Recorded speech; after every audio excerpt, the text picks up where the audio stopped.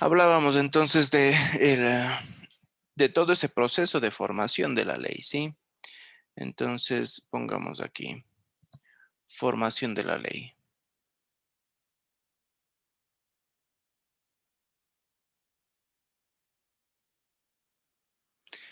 Decíamos entonces que ese proceso de formación debía agotarse con el procedimiento parlamentario. Acuérdense nuevamente de que ese procedimiento parlamentario aplica tanto para leyes orgánicas como para leyes ordinarias. Acuérdense nuevamente que la necesidad de que exista ley es una necesidad basada principalmente en el principio de reserva de ley. Y obviamente ya la Constitución misma nos está señalando cuándo es necesario la presencia de la ley, de una ley, pues no.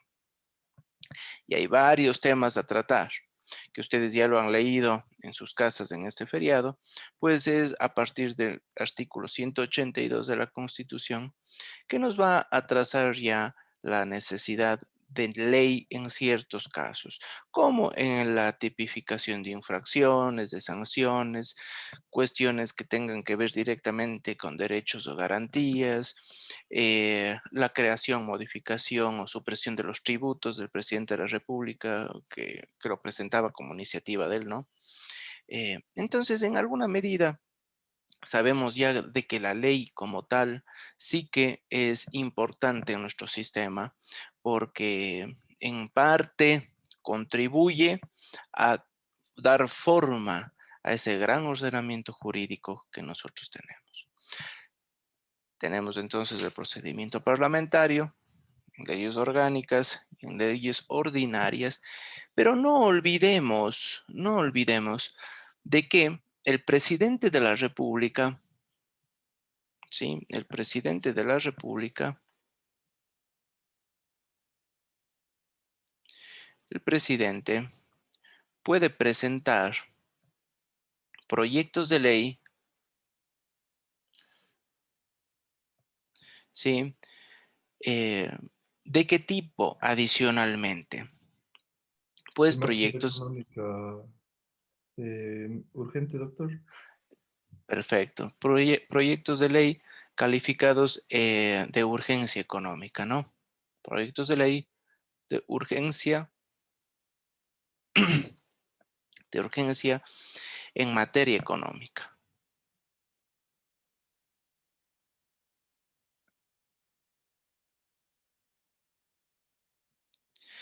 Y para que vean ustedes, urgencia en materia económica, este concepto es bastante amplio, ¿no?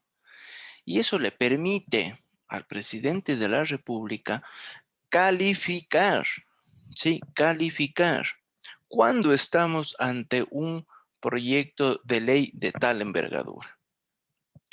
Eh, Urgencia en materia económica, ya hemos visto que puede versar sobre cuestiones tributarias,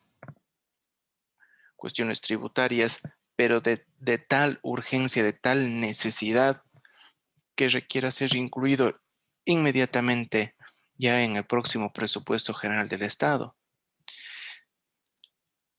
El presidente, los presidentes como tal, tanto el anterior como el actual, Lenín Moreno, les ha gustado mucho la presentación de proyectos de ley de urgencia en materia económica, sobre todo para incluir cierto tipo de impuestos, ¿no? Y obviamente algunas reformas necesarias que están vinculadas directamente al campo económico, ¿sí? Al campo económico. Entonces, noten ustedes de que en este supuesto, el presidente de la República tiene un gran instrumento de soporte para su gestión. ¿Por qué? ¿Para qué está el proyecto de ley de urgencia en materia económica? Pues está presente porque a través de sí, por medio de este mecanismo,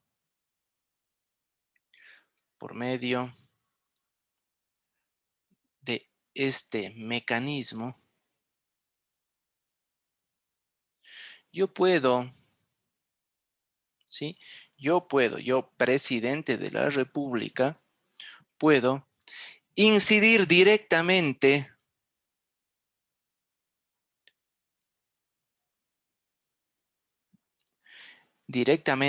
y sin dilación.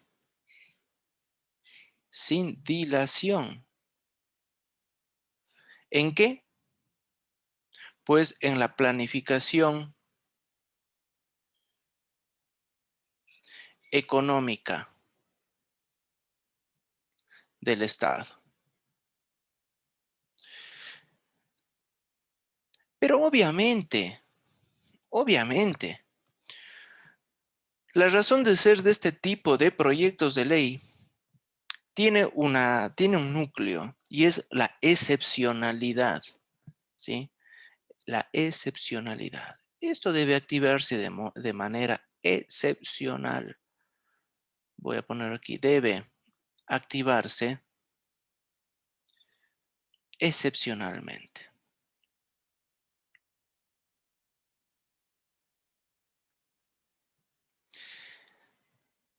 Obviamente, en la práctica se ha usado, pero de una forma hasta el cansancio, ¿no?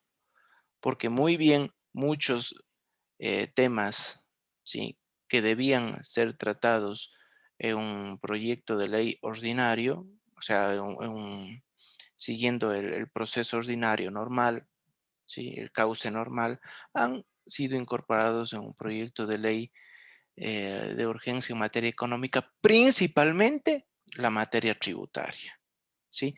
Principalmente la materia tributaria, pero eso no debe ser la regla, ¿no? Al final, notarán ustedes de que este tipo de proyectos deben ser tratados en 30 días, ¿no? ¿Sí? Deben ser tratados en un plazo máximo de 30 días. Plazo máximo. Plazo máximo, o sea, de corrido, ¿no? Corre también sábados y domingos. ¿A partir de cuándo? A partir de su recepción, ¿sí? A partir de la recepción. O sea, a partir del momento mismo en el que es dejado ese proyecto de ley en la ventanilla de la Asamblea Nacional en donde se reciben los documentos. Y todo ese gran proceso, ese gran procedimiento parlamentario que vimos la otra clase, con todas esas etapas, tiene que cumplirse en 30 días. Es una labor importante, ¿no? Porque en ese sentido, en esos 30 días, acuérdense, tiene que darse la discusión, tiene que darse la socialización, ¿sí? Tiene que darse, ojo, la aprobación.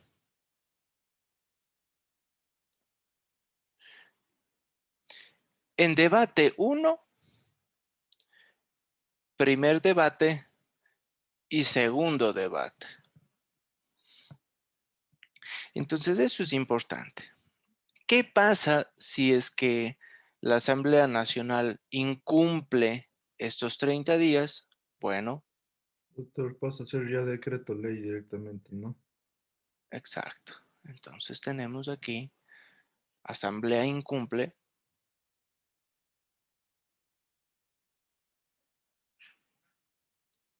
Entonces, en ese preciso momento, estamos ante una especie de silencio.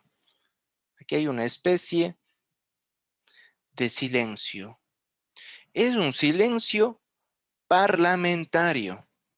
¿Sí? Es un silencio parlamentario. Porque noten ustedes algo bastante interesante que incorporó nuestra Constitución en este supuesto. El silencio parlamentario tiene un efecto. ¿sí? Nosotros estamos diciendo, si la asamblea se calla y no hace en 30 días, existe un efecto. Existe un efecto. Y el efecto es de que el proyecto presentado por el presidente de la República eh, entra en vigencia, ¿sí? Entra directamente, entra. Es como si estuviéramos ya ante una ley propiamente dicha. Entonces, noten ustedes que en este sentido, el presidente de la República puede ordenar y ordena directamente la publicación ya en el registro oficial, ¿sí? Se promulga el decreto ley. ¿En dónde se promulga? En el registro oficial, como ley de la República. En este preciso momento, cuando estamos ante el registro oficial, esa ley adquiere la categoría de generalmente obligatoria.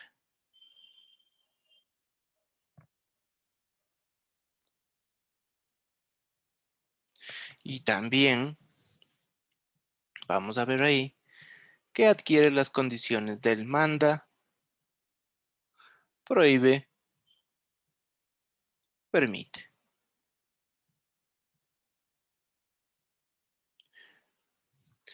Entonces, en este preciso momento, este momento es clave, ¿no? El presidente ordena que se promulgue el decreto de ley, tal y como fue presentado en la Asamblea Nacional. Igualito, igualito, ¿sí? Igualito. Obviamente, en ese contexto, la Asamblea Nacional puede, posterior a la publicación en el registro oficial, modificar o derogar este decreto de ley. Claro, claro que es posible, efectivamente, sí es posible. Pero en un primer momento, acuérdense que esta atribución que tiene el presidente y sobre todo este beneficio que tiene el presidente cuando sus proyectos de ley en urgencia en materia económica no son tratados, es una muestra más de el presidencialismo fuerte que nosotros tenemos aquí en el Ecuador. Acuérdense que aquí el tema fundamental, sí, el tema fundamental es los 30 días. Los 30 días marca la diferencia. 30 días, plazo máximo para que la Asamblea Nacional trabaje a todo gas y pueda sacar pues este proyecto de ley de una manera rápida. En ambos casos, sí, en ambos casos, tanto en el trámite parlamentario normal, regular, como en el trámite parlamentario que tenga que ver con una ley, un proyecto de ley de urgencia en materia económica, en ambos casos, la ley como tal, una vez aprobada, sí, una vez aprobada, va a regir para lo venidero. Y obviamente, si va a regir para lo venidero, va a vincular mucho los derechos adquiridos. Y vamos a hablar ahí también de que si es que rige para lo venidero, también no se permite la retroactividad como regla general, salvo contadísimas excepciones que prácticamente van a recaer en la esfera penal, ¿sí? En la esfera penal. Pero salvo contadísimas excepciones, que ya los vamos a ver. Entonces, aquí les voy a poner nota.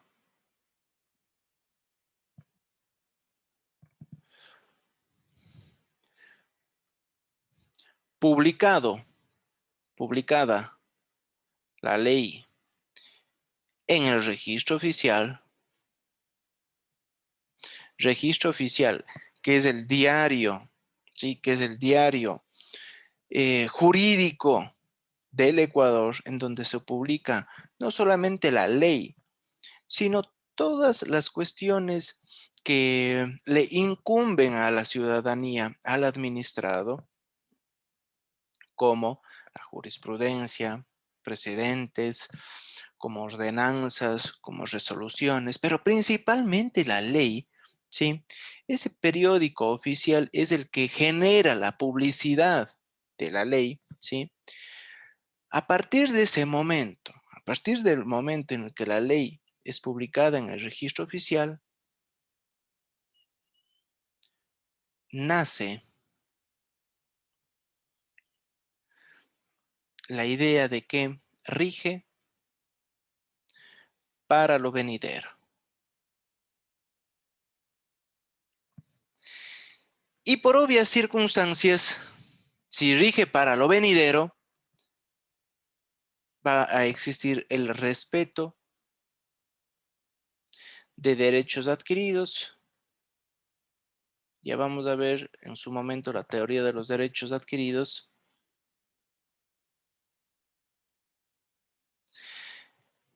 Y además, no a la retroactividad.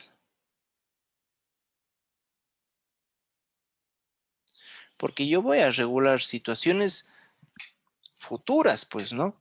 No voy a regular situaciones pasadas. La ley rige para situaciones futuras. Ojo, para situaciones expresamente futuras. Salvo, como digo, excepciones muy, pero muy puntuales de la retroactividad en materia penal, que ya veremos ya en su momento algunos ejemplos, cuando veamos vigencia de la ley. Entonces, tomen en cuenta esta nota fundamental. Voy a abrir otro cuadrito. ¿Alguna pregunta preliminar? A ver.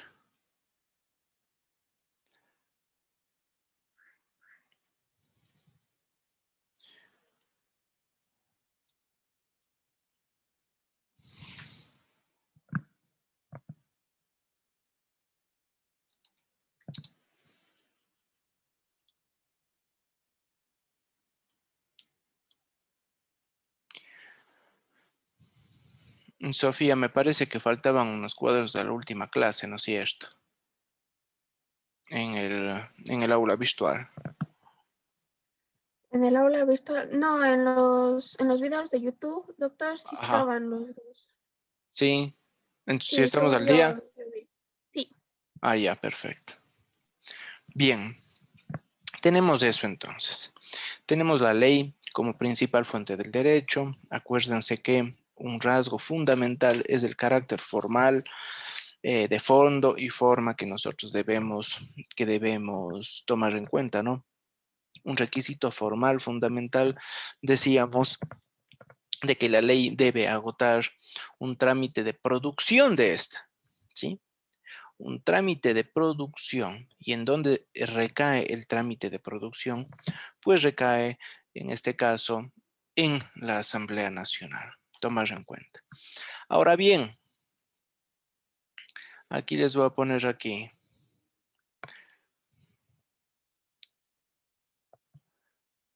La ley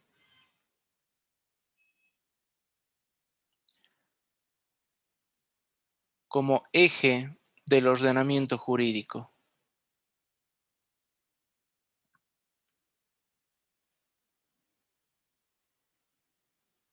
¿Por qué digo como eje del ordenamiento jurídico? Porque tomemos en cuenta lo siguiente, ¿sí? Tomemos en cuenta lo siguiente. El ordenamiento jurídico.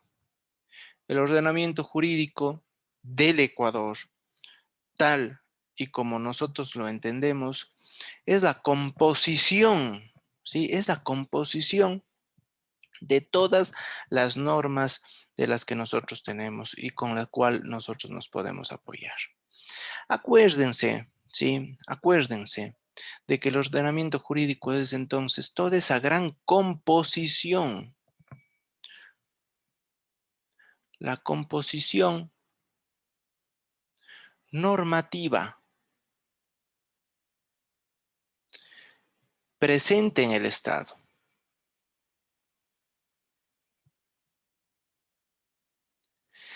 Y la ley es uno de sus factores, es uno de sus elementos. Acuérdense de eso. La ley, uno de sus elementos. ¿Por qué es uno de sus elementos? Pues aquí vamos a ver. Tenemos entonces eje rector, artículo 425 de la Constitución, ¿no? Entonces, eje 425 de la Constitución. En el artículo 425 de la Constitución encontramos al gran ordenamiento jurídico del Ecuador. Ahí encontramos toda la composición normativa del Estado. Toda la composición normativa. Y ahí nos vamos a dar cuenta de que la ley es uno de sus elementos, ¿sí? La ley es uno de sus elementos.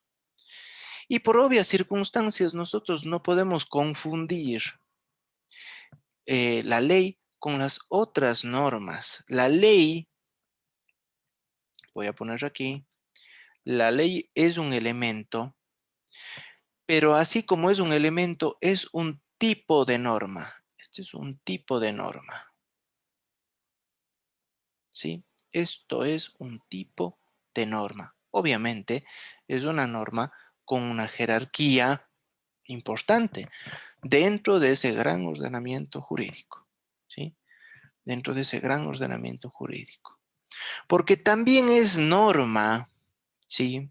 La Constitución también es norma los tratados internacionales, ¿sí? Los tratados y los convenios internacionales, porque tienen que ser también ratificados por la Asamblea Nacional y ahí son enviados al registro oficial y son norma, ¿sí? Son normas.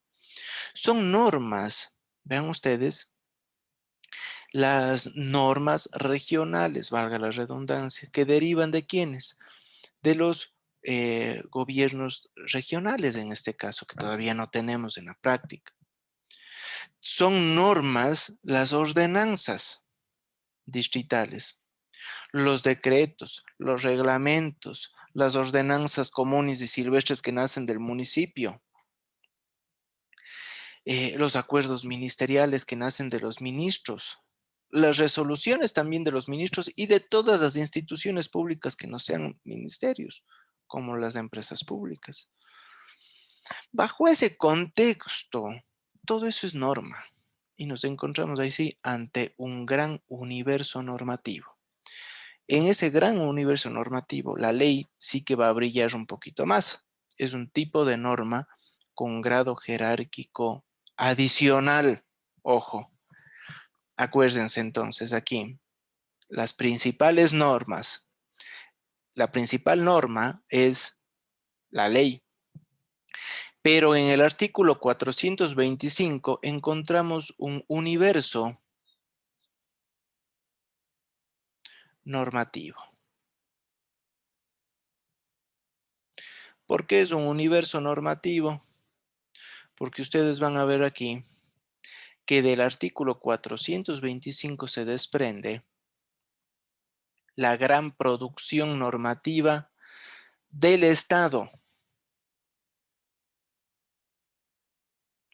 Producción normativa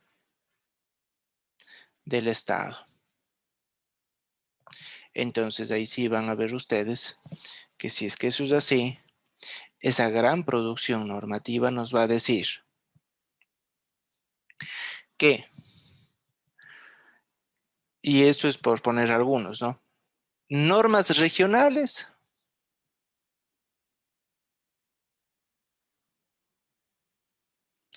tenemos que derivan ¿de dónde? Del gobierno regional.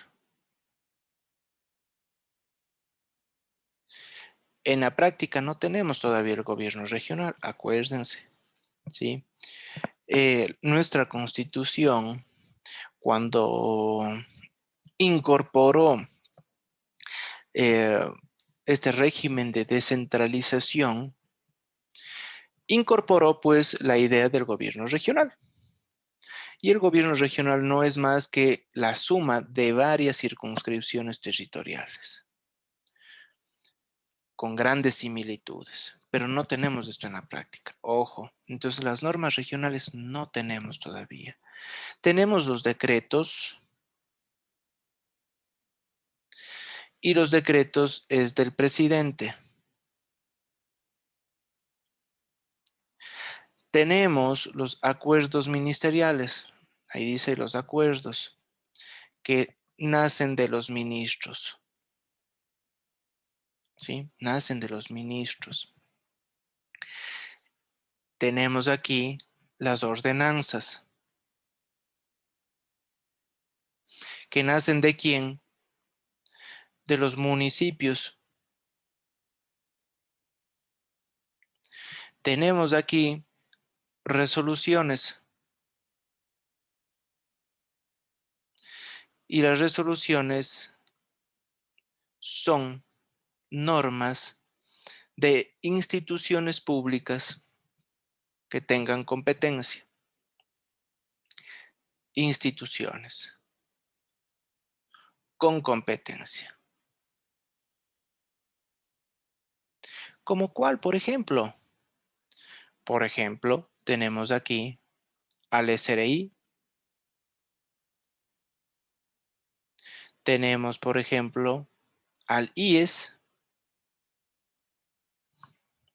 Tenemos asimismo a las super de compañías.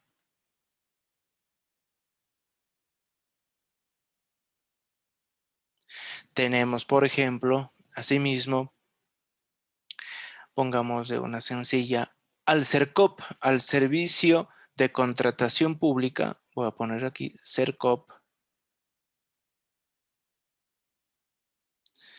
Al CERCOP. Son algunos de las entidades, ¿no? Tenemos al INEN.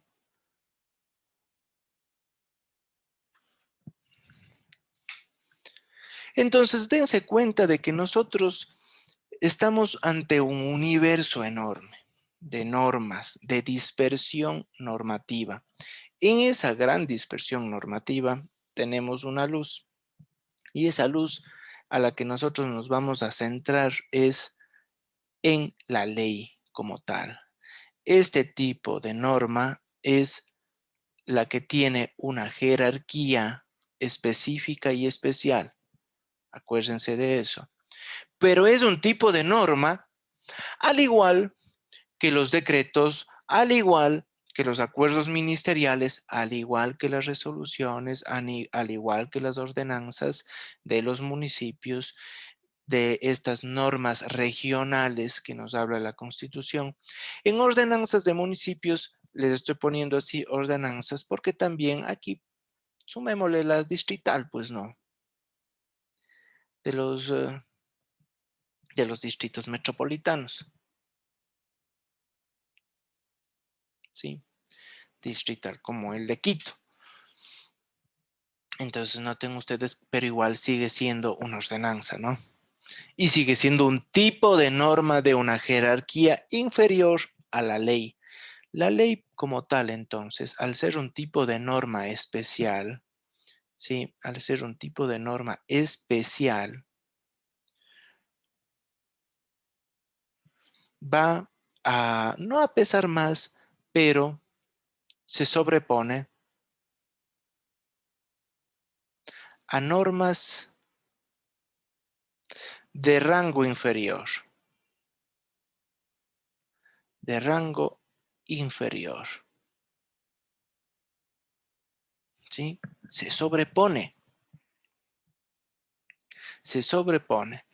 Bajo ese contexto, el ordenamiento jurídico, esta gran composición normativa, va a tomar en cuenta el principio de jerarquía normativa. Aplicamos principio de jerarquía normativa.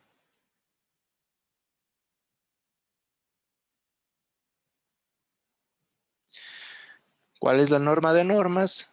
La Constitución. ¿Sí? La Constitución.